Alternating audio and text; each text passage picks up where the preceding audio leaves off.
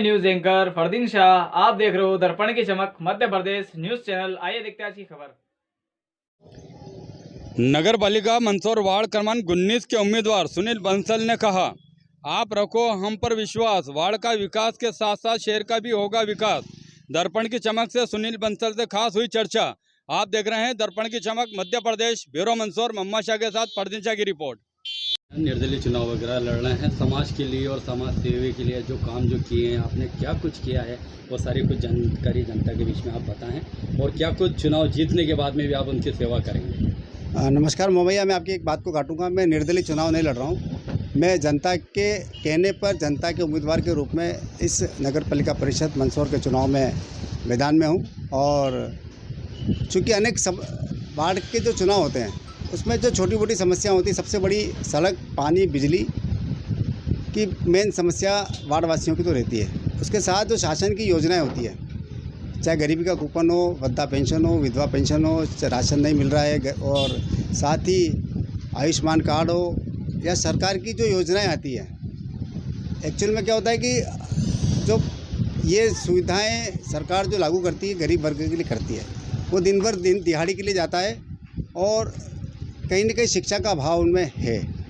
तो जो लोग माफिया लोग हैं, ऐसे लोग बहुत सक्रिय हैं, उन लोगों से पैसे लेकर उनको उस योजनाओं का लाभ दिलाते हैं। एक्चुअल में जो जनप्रतिनिधि है, जो पार्षद चुनता है, उसका दायित्व होता है कि शासन की योजना है, हम जो हितग्राही है, ना समझ है या कम पढ़ा लिखा है, तो उसके साथ बैठकर हम जाते हैं, कहते हैं कि 3 बार 4 बार उसको यहाँ जाना पड़ेगा। उस काम को हमको करने के लिए, जैसे ये स्वयं का काम हो या हम अपना स्वयं का कूपन बना रहे हैं या स्वयं कोई उस योजना का लाभ दे रहे हैं, उस स्तर पर उस व्यक्ति की मदद करेंगे, तभी सच्चे मायने में जनता की ये सेवा होगी।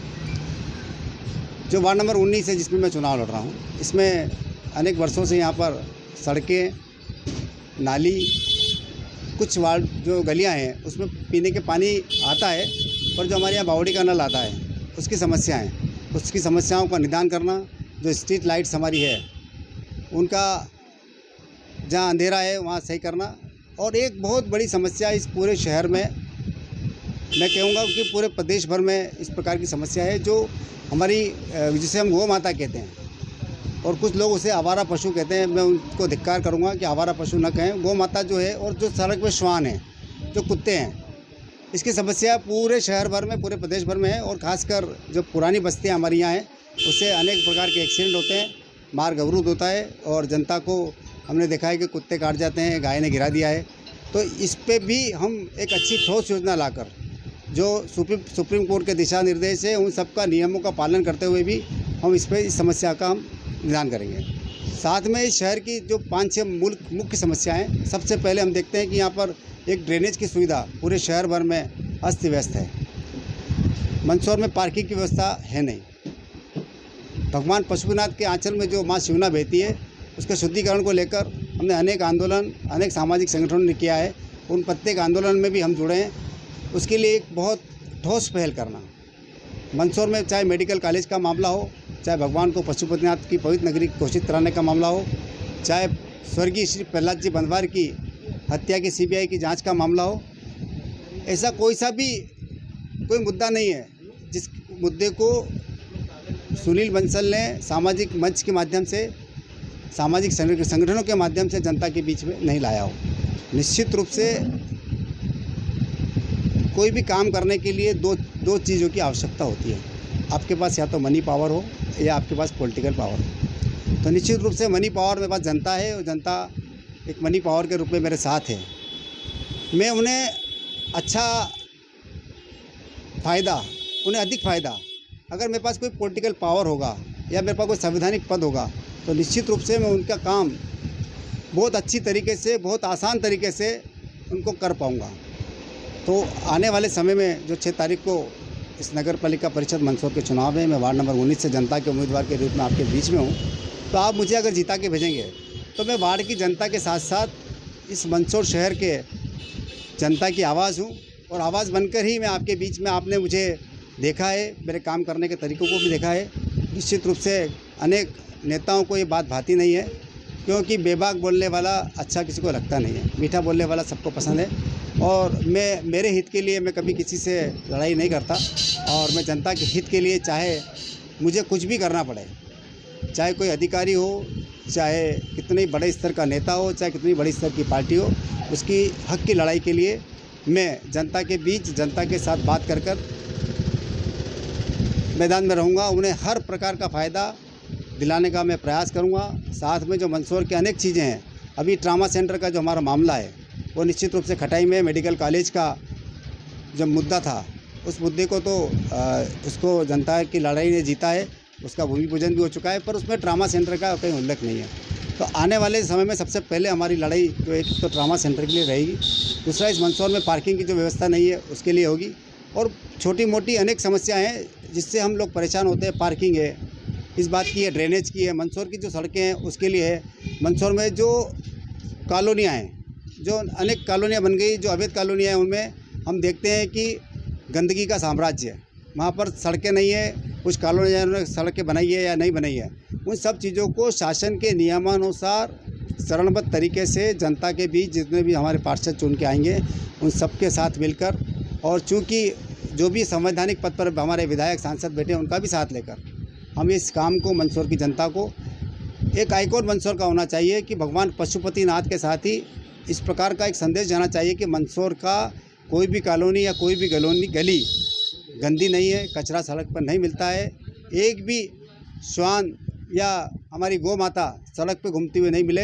हम इस बात का प्रयास करें। साथ ही इस मंदसौर शहर में हमारा एक और प्रयास रहेगा कि हम इसे जो भिक्षावृत्ति होती है उसे भी हम मुक्त कराने का प्रयास आपके माध्यम से करेंगे। अगर कोई इस प्रकार के व्यक्ति हैं जिनसे काम नहीं होता है, उन्हें हम भोजन दें, पानी दें, उन्हें हम कई जो सुविधा चाहिए उनको दिए, हमको उनको वृद्धाश्रम में भेजें, पर नगद राशि अगर हम देते हैं तो हमने देखा है कि जो भिक्षा माफिया हैं वो उनसे भिक्षा करवाते हैं और वो एक गलत लत पे, नशे की लत पे चले जाते हैं। मैं आपसे 2 सवाल और करूंगा, जिसमें 2 सवाल के आपको उसके उत्तर वगैरह देने और उनके लिए आपको क्या करना पड़ेगा। मेरा प्रथम सवाल ये रहेगा कि शासकीय हॉस्पिटल के अंदर जितने भी छोटे से लेके वो जो बड़े मरीज वगैरह जाते हैं, तो छोटी छोटी सी बातों को लेके इनको उदयपुर रेफ़र कर दिया जाता है, इंदौर रेफ़र कर दिया जाता है। जिनके पास पैसा नहीं होता वो एम्बुलेंसों में कैसे जाएंगे, किस प्रकार से जाएंगे, तो ऐसी छोटी मोटी समस्या हमारे मंदसौर के अंदर क्यों नहीं हॉस्पिटल के अंदर रह सकती है, उसके लिए किस प्रकार से आप प्रयास करेंगे? देखिए मामा भाई, आपने जो बात उठाई है, ये मंदसौर में 40 साल से इस समस्या, आप काफ़ी लंबा संघर्ष है आपका और काफ़ी आपने सेवा दी है और अभी भी दे रहे हैं। मेडिकल कॉलेज अगर होता तो ये छोटी मोटी समस्या यहाँ नहीं आती। हम देख रहे हैं कि डॉक्टर है नहीं, और अगर कोई जिसने मान लो मामा भाई आपने किसी व्यक्ति के लिए फ़ोन कर दिया कि अस्पताल में किसी डॉक्टर को, तो वो उसको तुरंत रेफ़र कर देगा। हमारा कहना है कि आप पहले लिखिए कि हमारे पास ये सुविधा नहीं है। क्यों नहीं है? जिला स्तर का मंदसौर का सबसे, इस आज़ादी के बाद का सबसे बड़ा ज़िला हमारा था। यहाँ पर इतना बढ़िया जिला चिकित्सालय बना हुआ है, सिर्फ हमारे पास डॉक्टर्स की कमी है। हमारे पास अनेक संसाधन इस कोरोना काल में उसके पहले शासन ने भेजे हैं, पर साधन भेजने से कुछ नहीं होता, उसको चलाने के लिए भी ऑपरेटर की आवश्यकता होती है, डॉक्टरों की आवश्यकता होती है। निश्चित रूप से जीतने के बाद आदमी को सबसे पहले रोटी चाहिए, उसके बाद उसको मेडिकल सुविधा चाहिए, उसके बाद शिक्षा चाहिए। हम इस तीनों स्तर पर, मैं मंदसौर की जनता, सामाजिक संगठन और मेरे मीडिया के साथी को लेकर, देखो मैं बात हर चुनाव वार्ड कर रहा हूँ और बात आपको मैं पूरे ज़िले की और नगर की बता रहा हूँ, क्योंकि ये समस्याएं हैं, इसको निकाल के लिए पावर चाहिए। आप मुझे पावर दीजिए। और आप जो रेफ़र की बात कर रहे हो, हमें बुलाएं, अगर कोई रेफ़र करता है तो डॉक्टर से बात करें, क्यों रेफ़र कर रहा है तूने इसकी क्या जाँच करी? और आपका कहना सही है, अगर उसको रेफ़र कर दिया, अगर उसके घर में 2 ही सदस्य हैं तो उसके आंखों में आंसू आ जाते हैं कि मेरी जेब में पैसे है कि नहीं। वो आसपास दोस्तों मित्रों को देखता है। बड़ी समस्या सर, बहुत ज़्यादा। अगर मंदसौर में अगर इलाज होता है तो निश्चित रूप से उसका पड़ोसी भी उसको टिप्पण देने आ सकता है, उसको कहीं उधार भी मिल सकता है। अगर उसको इंदौर भेज दिया या उदयपुर भेज दिया तो वो उसके घर पे ताला लगा के जाएगा, उसका जो छोटा मोटा रोजगार करता है वो बंद करके जाएगा। तो निश्चित रूप से इन सब लड़ाई को लड़ने के लिए जनता को, जो आपने जनप्रतिनिधि भेजा है, उसके माध्यम से उस लड़ाई को लड़ना पड़ेगा। और जब वो जनप्रतिनिधि कोई आंदोलन करता है तो जनता का भी दायित्व होता है कि उसके साथ जुड़े, तभी उसकी ताकत बनती है। और जो मठाधीश बने हुए हैं, जो मैं हर अधिकारी या कर्मचारी की आलोचना नहीं करूँगा, पर कुछ लोग ऐसे होते हैं कि जो पूरे कुनबे को बदनाम करते हैं। ऐसे लोगों को हम, अगर वो भाषा नहीं समझते हैं तो हमारे पास दूसरी भाषा है, उस भाषा में हम उनको समझाएंगे और जनता का काम निश्चित रूप से होगा। बहुत ही ऐसी परिस्थितियाँ जब पैदा होगी तभी उनको वो यहाँ से रेफ़र करें और सारी सुविधा इस मंदसौर में, इस जिला चिकित्सालय में जब तक मेडिकल कॉलेज बनकर नहीं आता है तब तक मिले और कम से कम लोग इस मंदसौर शहर से रेफ़र होकर जाएं, इस बात का हम प्रयास करेंगे। दूसरा सवाल मेरा है कि जब भी बरसात आती है हम लगातार कंटिन्यूस देखते हैं कि शहर के अंदर अगर धीमी गति की बरसात होती है उसमें भी शहर में गलियाँ, मोहल्ले वगैरह सब तरफ पानी इतना भरा जाता है। तेज़ बारिश होती है तो कई दिनों तक तो सड़कों पर निकला नहीं जाता है, कई लोग आने जाने वाले परेशान होते हैं। लेकिन वहाँ पर यह भी देखा जाता है कि वाहन वालों से लेकर जो पैदल चलने वाले उन लोगों को सुविधा नहीं बनती है। तो ऐसी व्यवस्थाओं के लिए आप अपनी तरफ से जनता के लिए क्या प्रयास करेंगे?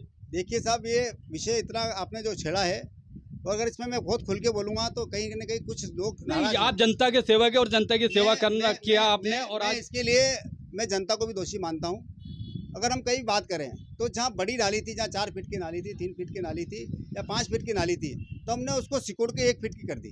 जहाँ 40 फीट का नाला था उसको हमने 10 फीट का कर दिया। अगर सब ऊपर से पानी गिरेगा, उसका ड्रेनेज की व्यवस्था नहीं होगी तो निश्चित रूप से पानी का भराव होगा।